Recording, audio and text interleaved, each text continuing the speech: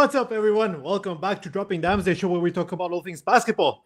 I'm your host, Rodrigo, and no, I'm not a corporate bro, but I did came straight from the office, so my apologies for the weird outfit today, but you can still call me Rod.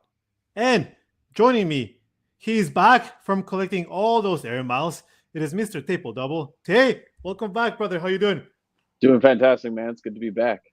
It's good to have you back after, it felt like forever, but it wasn't that long, actually. No, I think it was like just shy of 3 weeks or something like that. A little bit of Yeah, like work travel mixed in there with some pleasure travel. So it was good. It was good. that's Lots of air awesome. miles, Well, a little bit jet lagged, but we out here. I'm sure you're still jet lagged, yeah. But don't worry, we got quite an agenda to get you back into action. Next up, it is the mayor of White County, the king of Kentucky, the biggest wildcat I know. Blake, how you doing?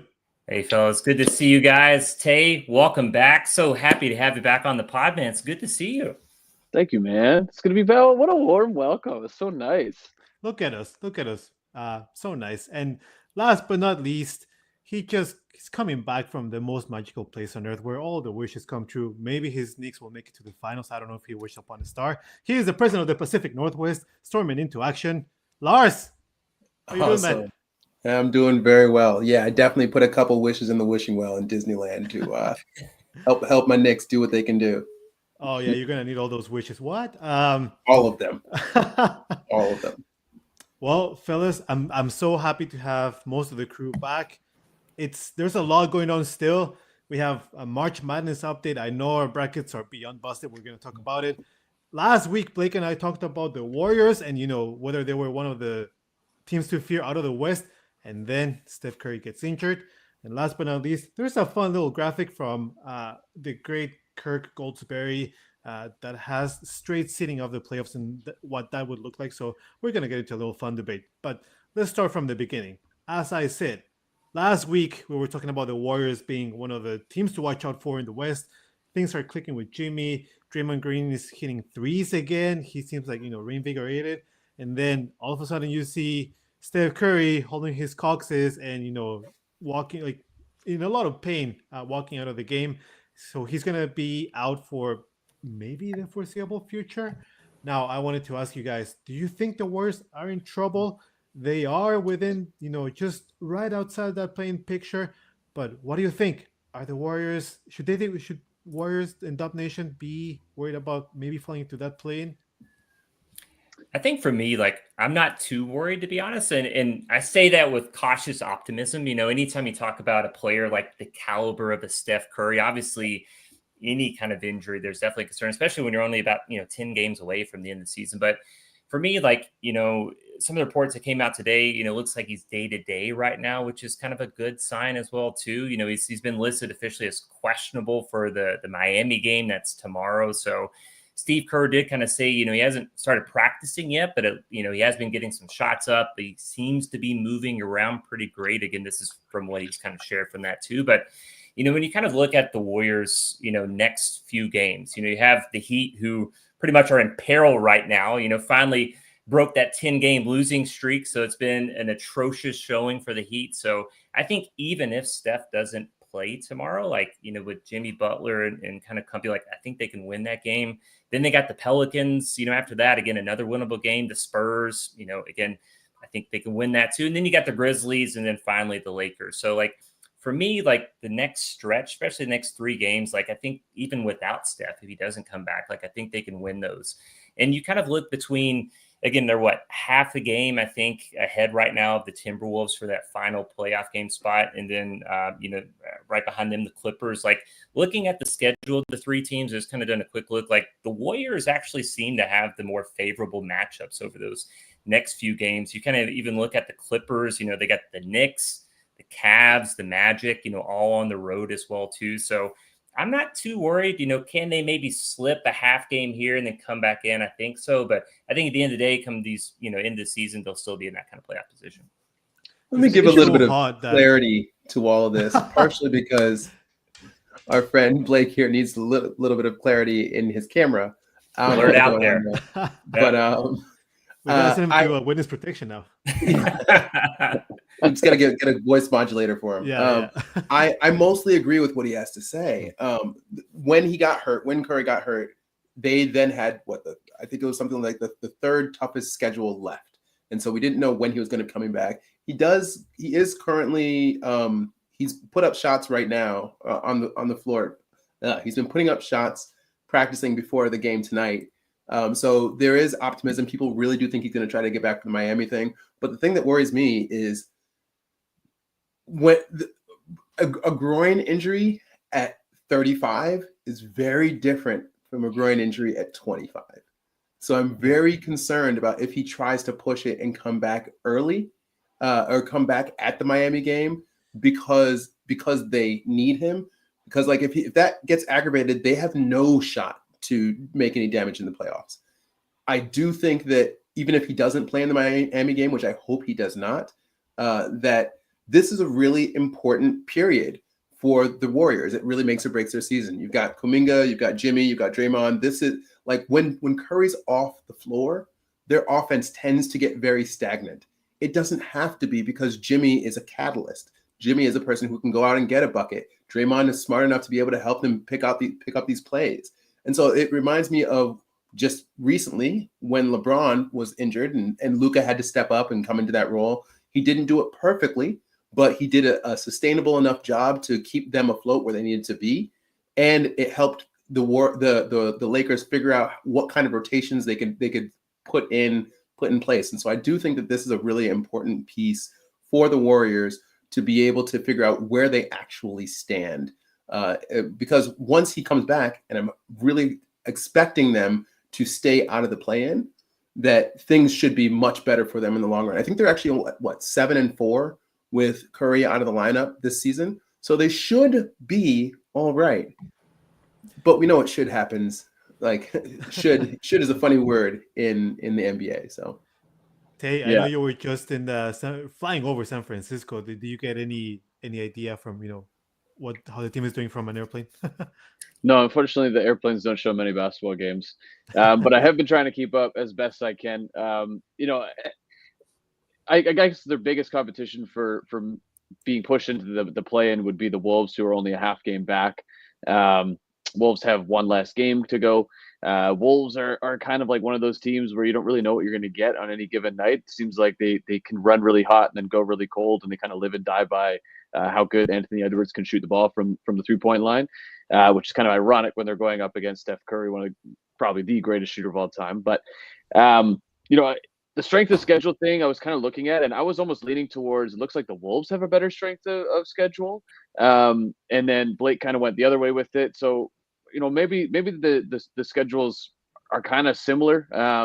Games against the Nuggets, Jokic has missed an extended period of time, but Wolves have games against the Sixers, the Nets, the Jazz, 2 games against the Nets, looks like, the Jazz. So the Suns, who, aren't necessarily a great team. So it really could come down to like one win, one loss, which I think is probably why they're wanting Steph to come back. I'm sure that they want to skip those 2 play-in games, or 1 or 2 play-in games that they might end up playing.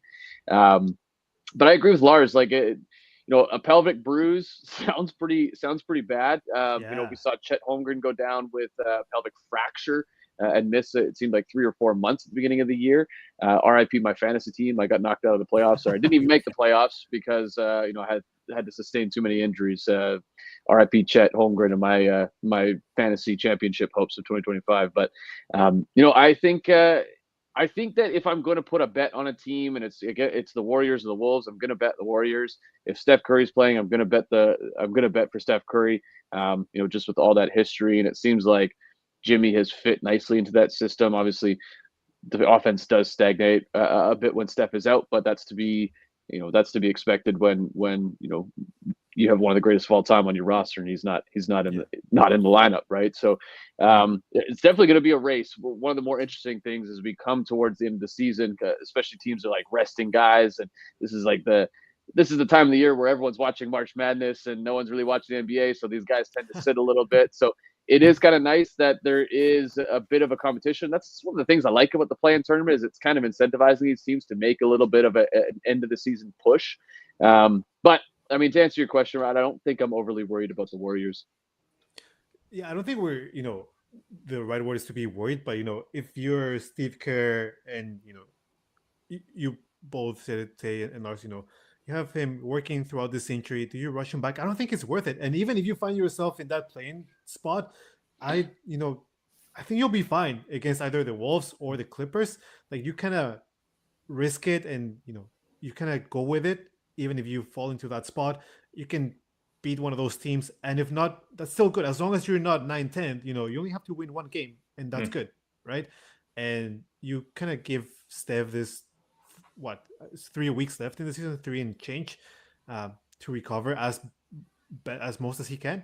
Yeah, I don't think we're worried, but it's interesting to see whether they rush him back or they let him recover from that and then come back at full strength and just deal with whatever the sitting might be. Yeah, I mean, even if he gets cleared, they're rushing him back. Like that was a pretty nasty spill, and like Lars said, he's 35 years old. Like I'm 32, man, and like I take a fall like that, I ain't getting out of bed for 2 months. So I know, right? I heard that, and I was just like, oh, like I sit up straight. I was like, oh, my butt, like, yeah, no, oh. Well, yeah, it was a nasty spill, man. I mean, so to note, both those teams are kind of hot right now. The Wolves and the Warriors are 8-2. But like you mentioned, Clippers are just like a game behind too. So it could be anyone's game in there. I wonder how much of it is like trying to game the standings a little bit. It seems like to me, at least, if I'm the Warriors, the Rockets are a little bit more of a favorable matchup. So you might be incentivized to like slip into that 7 seed, win your first play-in game, and then take that matchup rather than playing against the Nuggets. Just because I don't think anyone ever wants to see Nikola Jokic in a playoff series because that dude is one bad MFer. So I wonder how much of it is like seeding gaming and whatnot. But the thing that worries me, I agree with Lars. Don't rush this guy back, man. Like this guy will give you everything that he can. Give him those 3 weeks, like Rod said. Let him rest. Go in and win one play-in game. If anything, you got to win 2 play-in games. But two games, 3 or 4 weeks from now is better than rushing him back for a game tonight. Absolutely, yeah. All right, we'll keep an eye on Steph and wishing him a very speedy recovery. It's not the same. The playoffs without Steph are not the same, so I'm sure we'll see him there. But let's move on to what has dominated the conversation this past few days. And that is March Madness. And I don't know about you guys, but I decided I got tricked. I got tricked by our man Blake here to compete against him and fill out a bracket.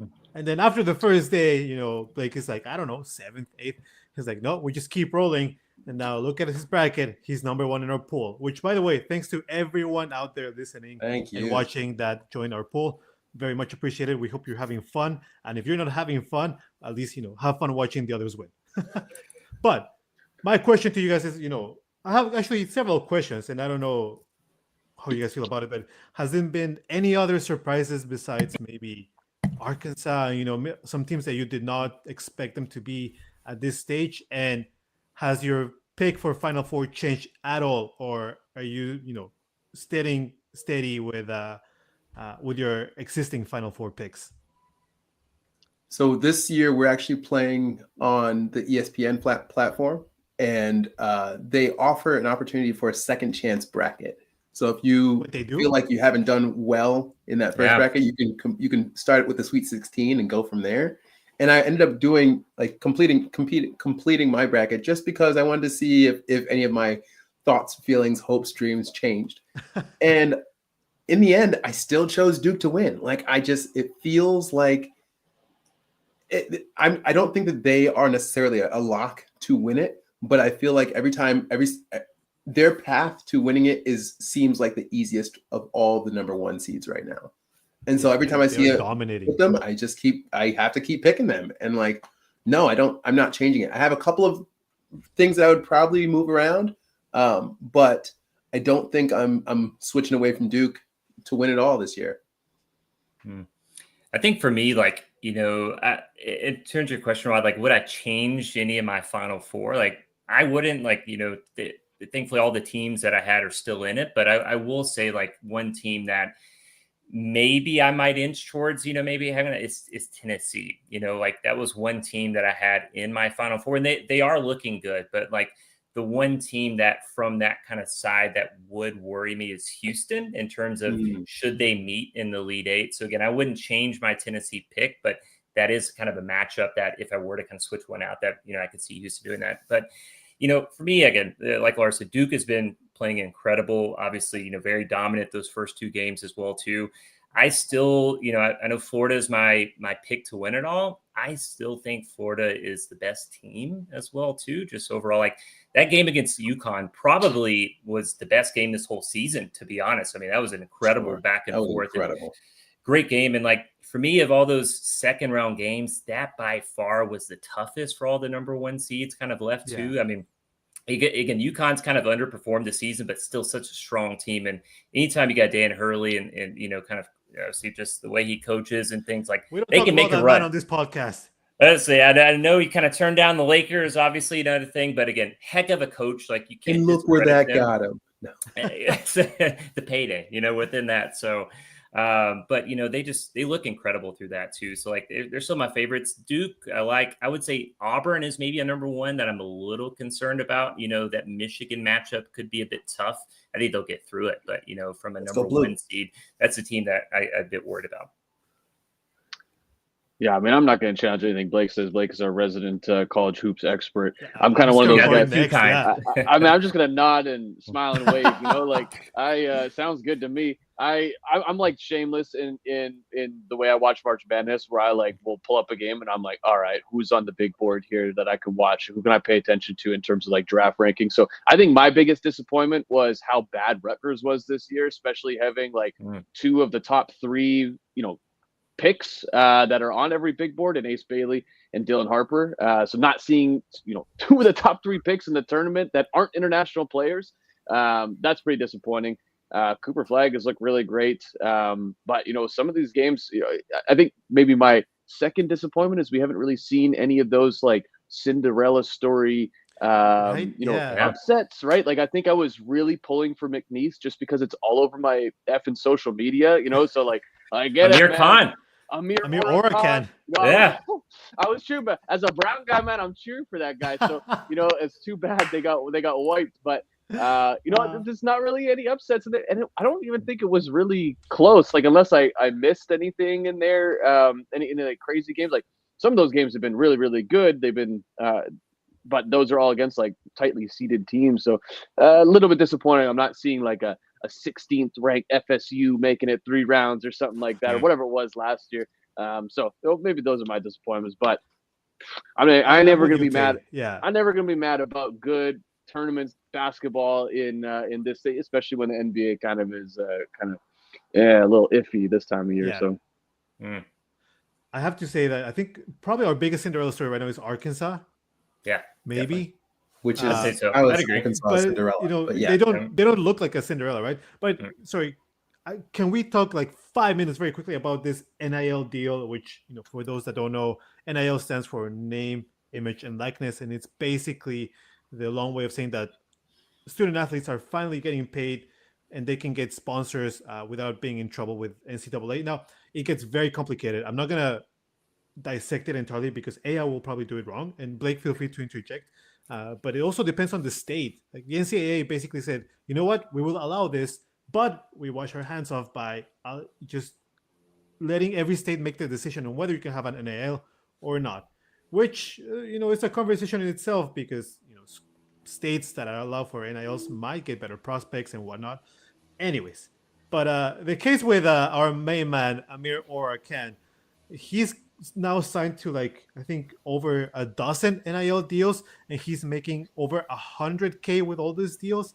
Not only that, the moment that McNeese State went off the board, he said, "I'm taking my butt to I think North Carolina State." Yeah, yep. But he went with the coach, right? Was it the coach that took him? That's right. Yeah, we'll wait. So I'm just wondering, and I know we didn't necessarily prepare for this, but what's your take on this NIL deal? I know, it's been a long time coming.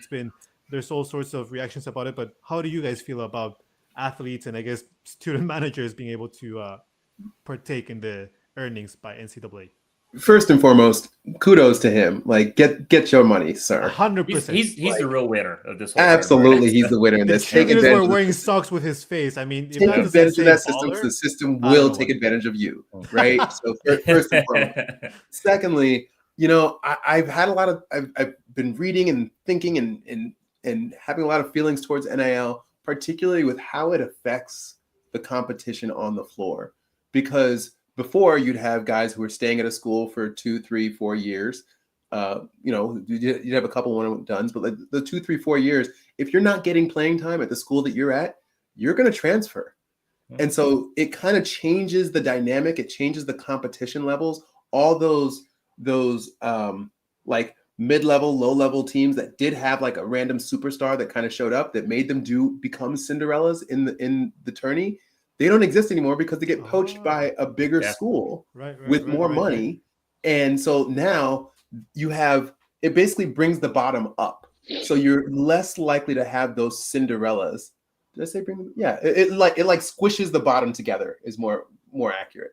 So you're less likely to have those Cinderellas because all the talent is more spread out. Now, in theory, that means Sweet 16 and on, you're going to have much better competition. You're not going to have those like completely, 1 versus a 10, and the 10 like sometimes they have put up a good fight, but oftentimes they don't.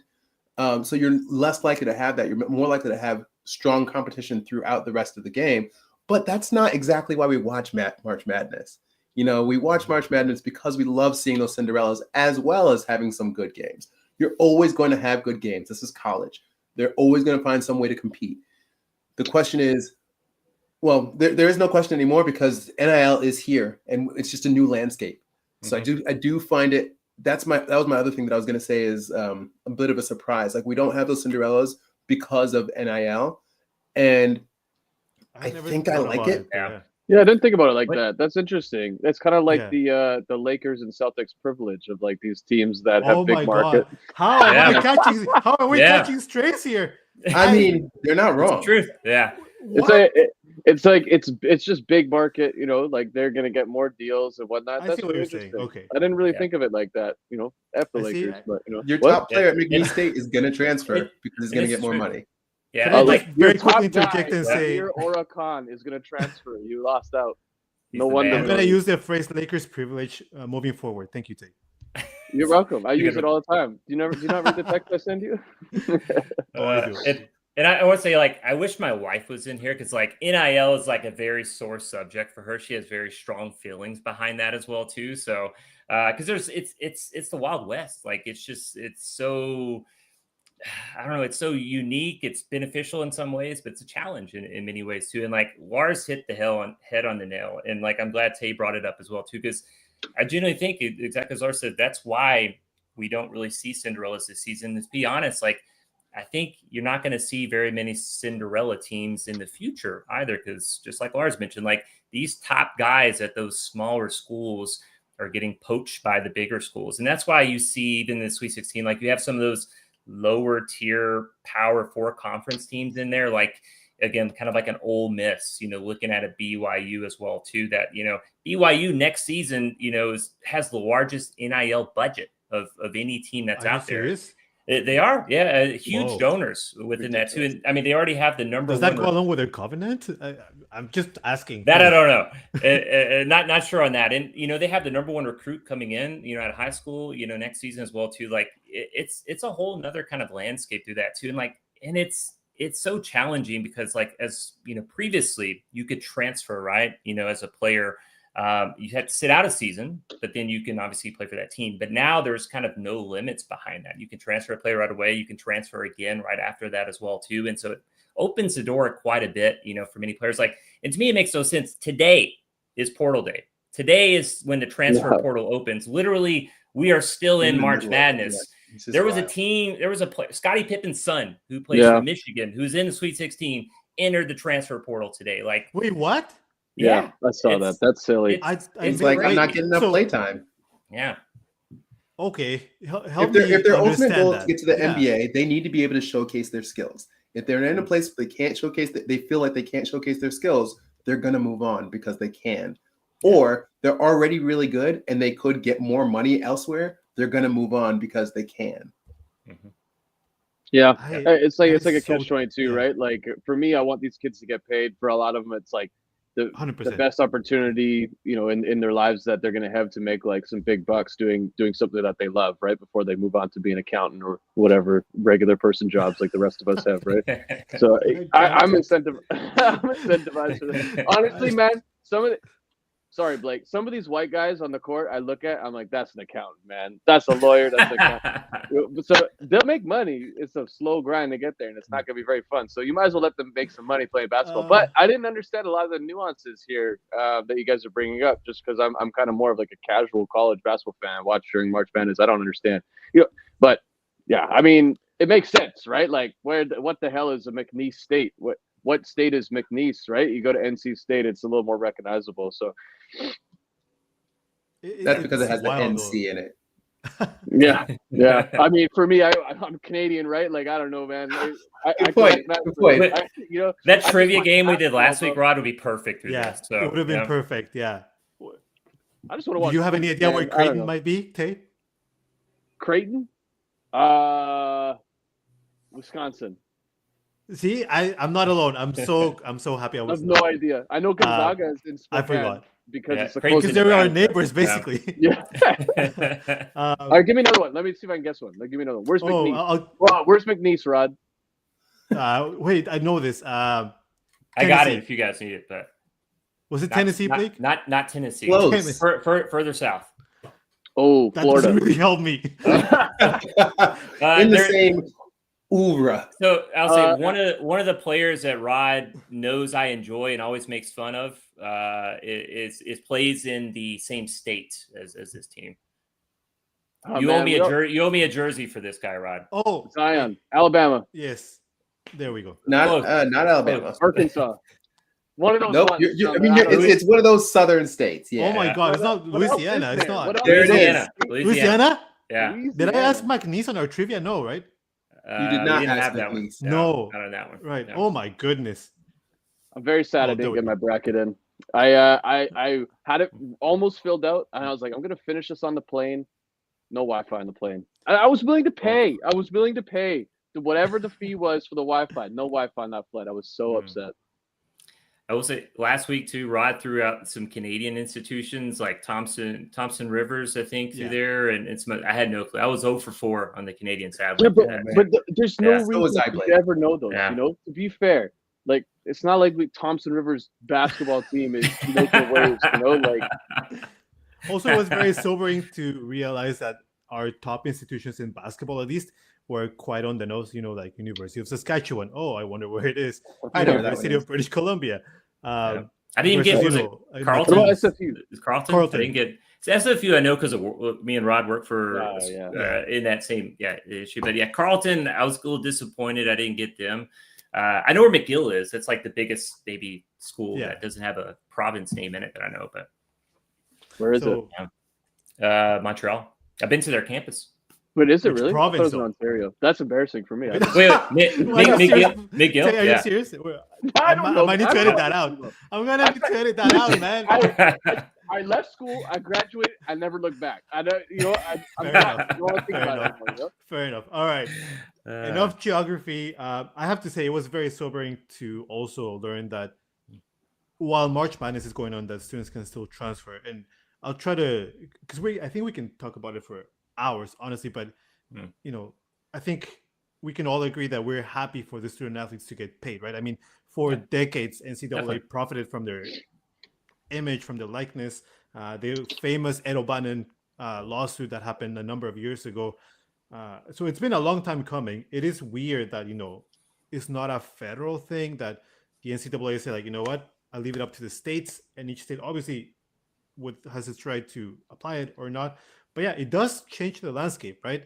And look at someone like Haley Van Lith, who, shout out to her, that she's doing fantastic now. But she's let's pretend, obviously it's not going to happen, but let's pretend that she doesn't continue her basketball career, that she's one of those amazing college players. But who do you attach her to, right? Is it LSU? Definitely not. Is it now TCU? Potentially. I even forgot where she started. Louisville, that's right. Yeah. So I don't know. It's you have to be someone like a Cooper Flag, right? Like a Caitlin Clark, to just be a one and done and be happy with whatever you got in your NIL. But everyone else, or just win multiple national championships with different schools. Whatever. That's not going to happen, though, right? Because the ultimate seems unlikely. It happens on the women's side, because there's I think at the WNBA side, they're making less money. Same with the NBA guys, but their potential earnings are kind of outweigh that. But with the WNBA, you want to stick around as long as possible, especially now with NIL. Mhm.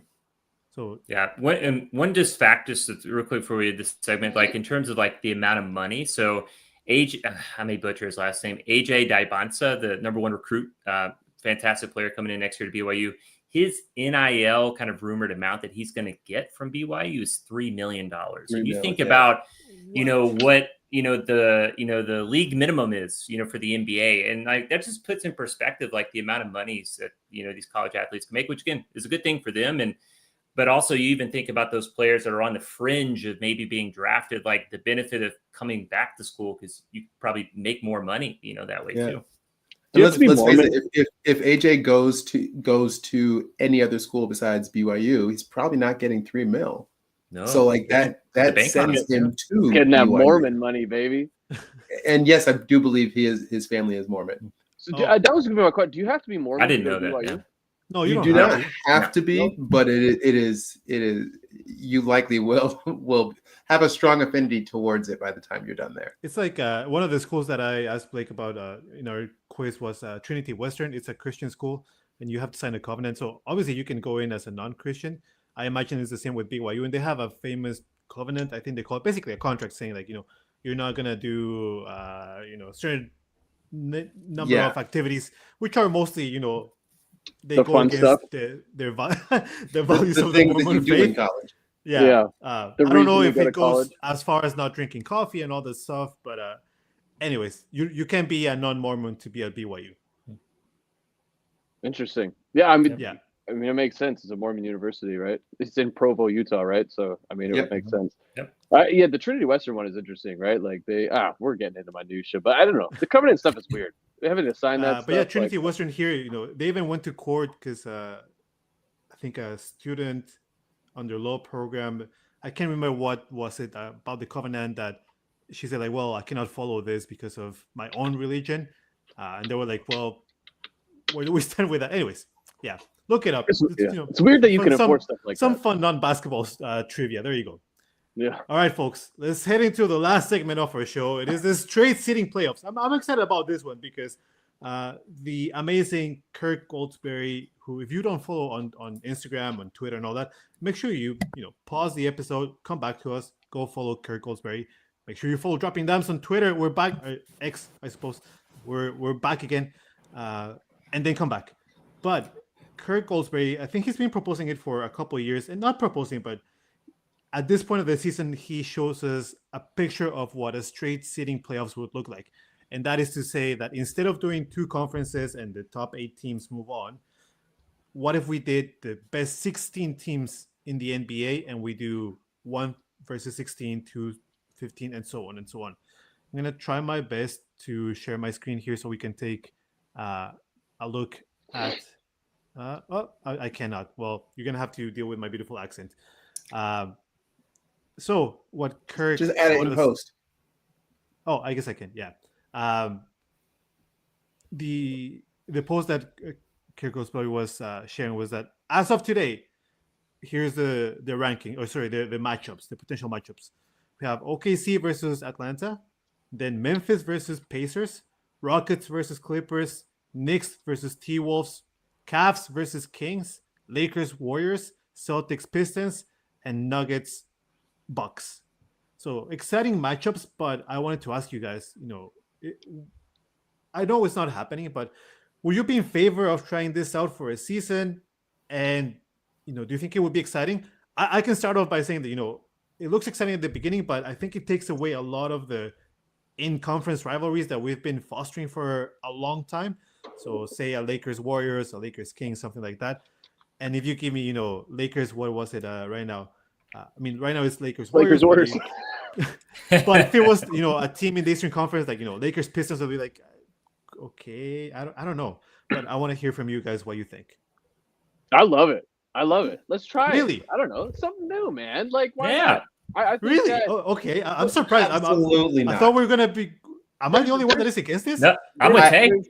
I absolutely hate it. Thank you. In-conference rivals. There's all sorts of in-conference rivalries, right? But this provides a platform for new rivalries. Like all the players that were in those rivalries no longer are in the NBA. They haven't been in the NBA for decades for some of them. I just think it's something fresh, something fun. And it gives you a little bit more incentive to chase that number one seed in the league, rather than just like getting, what do they get, a banner or something for having the best record in the league. I think it would be really fun, and I think that this also provides a nice platform. We just saw the sale, $6.1 billion. Crazy, unfathomable amount of money. I don't understand what that money would even look like if it was in the room with me. But Celtics getting sold $6 billion. I think that kind of starts to pave the way now for an expansion. And then with the expansion comes, okay, are we going to expand 2 teams in the West, and who's going to move out to the East, or is it going to be one of each? This kind of what's that? I said Seattle. Yeah. Oh, please, Seattle. I mean, if it's not Vancouver, I hope it's Seattle. We would love. Love Seattle. We're campaigning for Seattle. Yeah, I mean, I used to go down with my dad all the time to watch Supersonics games. That's how I'm a Blazers fan, right? I worked my way down the coast. They sold the Grizzlies, they sold the Sonics.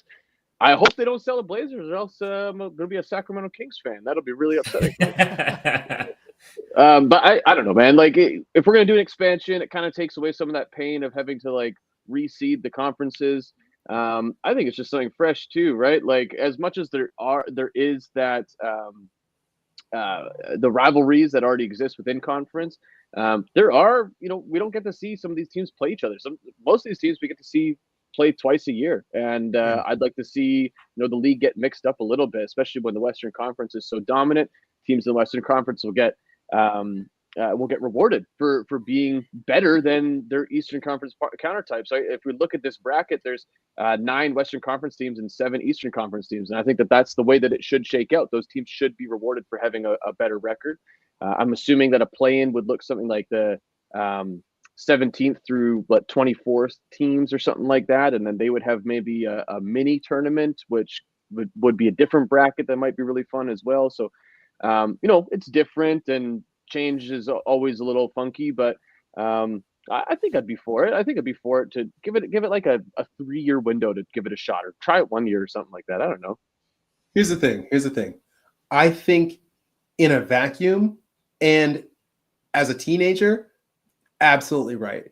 But when you take a nuanced look at it and you look at the entire picture, I don't think it makes a lot of sense, because, like, number one, looking at the spread of the regular season, right? One of the arguments for it is, say, for example, back when LeBron was dominating the Eastern Conference, he really didn't have to play that hard until the playoffs. And now he would have to play hard to make sure that he stayed up a little bit higher. He's probably trying to go for that number 1 seed, or probably trying to go for that number 2 seed. And so, like, it does raise the stakes in the regular season. So I get that. However, now you're looking at like how games are distributed throughout the season. We have 30 teams in the NBA. Each team, you would expect each team to play every other team a similar amount of time. So if everybody plays every other team 3 times, then you have a regular season that's 87 games long. If everybody plays every other team 2 times, you have a season that's 58 games long. And so like that already, so maybe that's not that big a deal. Maybe some years you play some teams 2 times, play some teams 3 times. Cool. That's not really that big of a deal, but I wouldn't want to add more games to the regular season unless they did away with the play-in. That's a whole nother thing. And so I don't think other argument is games, though. Like, it's just how the chips fall, right? Like, I think it would be also quite fun, right? If I'm looking at the first matchup, right? Number 1 ranked OKC versus number 16th ranked Atlanta Hawks. They probably played each other twice, one game in each city. I think that adds another layer to it, where it's like these teams they're not used to each other. They don't really know what to expect from each other. Could be somewhat of an exciting the Celtics Lakers early in the playoffs. Oh, it would be amazing. That'd be great. A first round Celtics Lakers playoffs. It sounds preposterous. We're talking about old school rivalries. What better old school rivalry than Celtics Lakers? When was the last time we saw the Celtics Lakers in the playoffs? If I'm seeing Celtics Lakers in any round of the playoffs, you better believe that's going to be a high ranked TV series. Okay, so my other thing is that if travel wasn't a factor, I'd probably be more for it, because if you have OKC. Who are they playing in that first round in this scenario? Atlanta. That travel, especially, they actually did a study back in when COVID happened. They were figuring out that like their analysis revealed that jet lag negatively affects athletic performance primarily through the circadian rhythm disruption and all that stuff, particularly when you're traveling from east to west, more so than west to east. Not that that matters, but the fact that there's going to be so much more travel involved, one, that's more money for owners, which we don't really care. They'll figure that out. But they like that's going to produce a worse product if a team has to travel. And if you're a number one seed, why do you have to travel so much more and put yourself at a disadvantage just in order to play a 16 seed? You know what I mean? Like it feels like in theory it feels really cool, but in practice it feels like it's not. It doesn't make enough sense to me to move in that direction. I have the bad solution. news. I have the bad solution. news, guys. Before you have bad news, I have the solution. We take the $6 billion that the Celtics sold for, and we just put in bullet trains across America, and then there you go. Listen, you get I'm down. Easy to get through. Yeah, I'm down for up that. for it. And then we just I get mean, you rid of still have time the zones. jet lag issue, but yeah, I hear what you're saying. My I bad do- news. That was. Oh, go ahead with your bad news. Sorry. Go ahead with your bad news. Come on. Bad news for Lars and Spoil I, it. because I think we had a similar argument, and I just checked on Google, which maybe I should have done before the show. Traveling from OKC to Atlanta is 2 hours It's not and that- 15 It's not horrible. minutes, and Yeah. traveling That's from the way OKC to LA is 200 Well- 2 hours and 50. Well, yeah, But you which will was never like- get the Warriors versus the Heat. You could potentially get the Warriors Good, versus yes, the Heat. yes. You could, but then Yes. it's also just like you got Memphis that's in the Western Conference, but I mean that's forever away from LA Or too, Minnesota. right? You have True, those kind of but they're one-offs doing that as well, all but- season already. Yeah, like, and I agree to that too. And like, Oh, I think hear for you me, guys, and oh yeah, I'm changing my mind. No, Ron's do it. argument Don't fell do apart it. before he got a chance Yeah. to argue for it. and like it is exciting. Like I'm with Tay. Like I mean, just the prospect of some of those matchups as well too. Like, and again, like I really like the rewarding aspect of it. Right? Again, Tay brought up a great point. Like traditionally, the Western Conference teams are usually year on year out, for the most part, the stronger teams, in the NBA. Again, there's exceptions. I mean, you see this season with the Cavs and obviously the Celtics as well, too, behind that. But again, like it helps reward those that have the better record within that as well, too. And, so I love that aspect of it.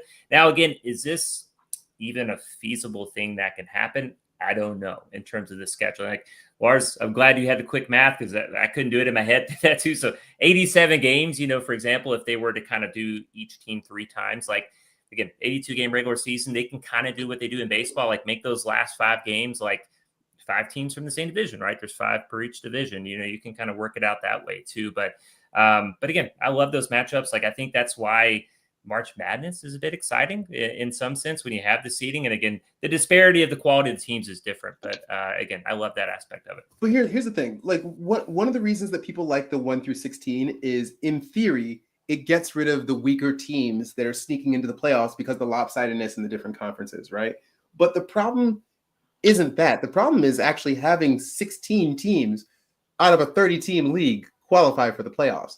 I'm not arguing for a shorter Technically playoffs. 24 with the play-in. Exactly. I'd get rid of the play-in if this happens. Yeah. Oh yeah, for sure. But regardless of how it gets split up, the first round is always going to reflect the difference between excellence and mediocrity, no matter what. So I don't think we need to be getting ourselves all like bent out of shape and throw tradition overboard just because a couple of seasons like the East has been dominant or the West has been dominant, and so a bunch of weak East teams or a bunch of weak West teams come in here. Like I think there's something to be said about the East versus West for me. That would be my only concern. And, it is exciting. And as I heard Tay and Blake, I'm like, oh, no. But, in all honesty, I know we're sickos. We would still watch it. Oh, yeah. But, OKC versus Hawks and Cavs versus Kings. Actually, that one maybe. But there are some matchups that, and obviously, you just let the chips fall where they fall. But that first round, I think, on one end, I agree with Blake. It does reward the teams that did better throughout the season. So this kind of seeding really rewards the top 3 teams in the league, right? You're definitely going to find the bottom of the barrel, and you're going to find them in the first round. It is yours to lose, basically. The current format, is there room for any upsets? Yeah, minimal, but an 8th seeded in the West, say the Warriors, for instance, could they potentially upset an OKC Thunder team? Maybe not, a 7-game series, but can they steal a couple games? Yeah, I can see that. Can the Hawks win a game versus the Thunder? I really doubt it. And that's why my concern that we're already talking about low ratings. We're already talking about like, oh no, basketball is boring, blah, blah, blah. We're not hurting each other like it's the 70s, blah, blah, blah, blah, blah. And by introducing this, my fear would be that it becomes even more tedious when the playoffs should be all about excitement, right? Rod, would you not want to see the Lakers and the Clippers in the NBA Finals? I mean, in city rivalry there. I mean, that would be. That's the damn it! I did not expect that response. To be honest, that's the thing. No. This opens up the Pandora's box of like wildness in the playoffs, and I just. But that would be exciting.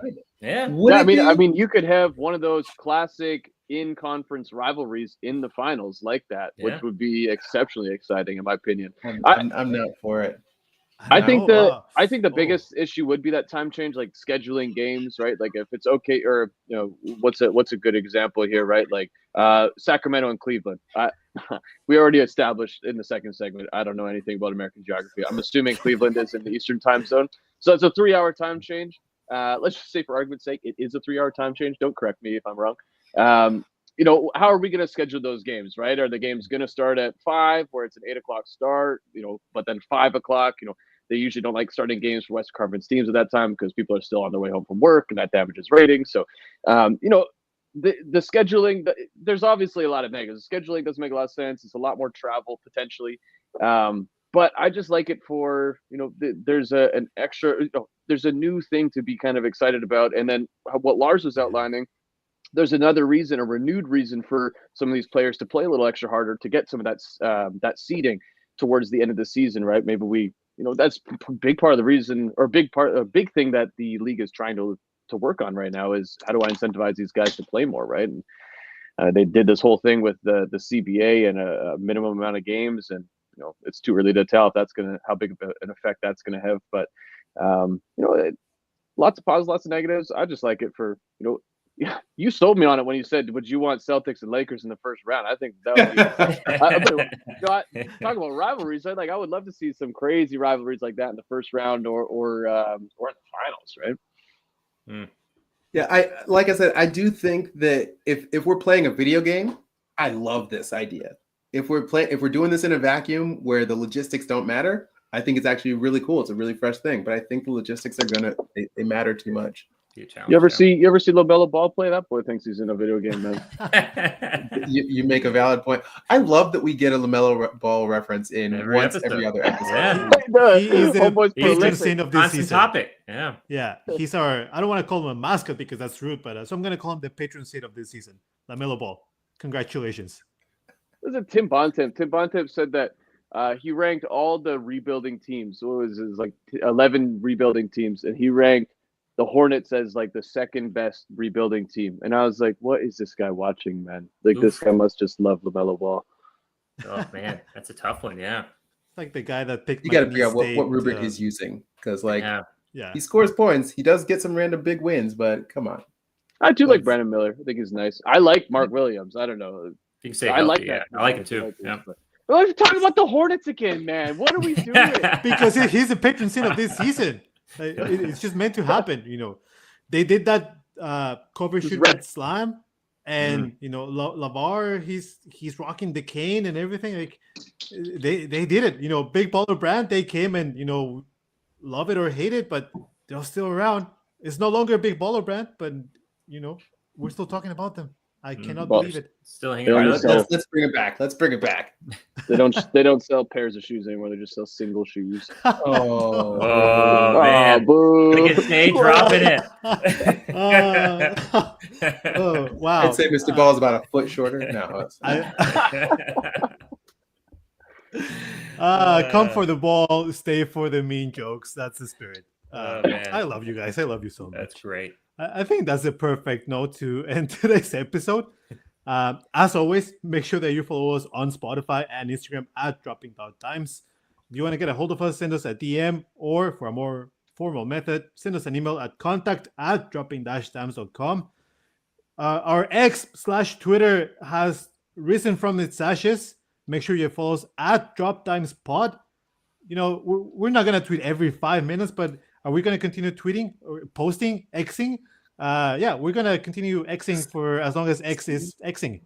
X gonna give Yeah. it to That's good. X Oh, gonna give it to you. love that. Man, Tay, you're on fire today. He's dude. a We AC, missed you. He's Yeah. a heater. Yeah. Yeah. Ah, you. Nice little footnote at the end of the podcast. X gonna give it to you. Any pointing words, fellas? Go Cats! Friday. Woo!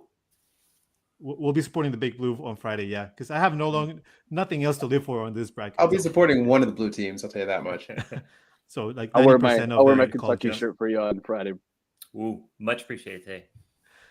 All right, fellas. Well, until next time, this is Dropping Dams Crew signing off. Peace, love, basketball. LaMelo Ball. Adios. All right.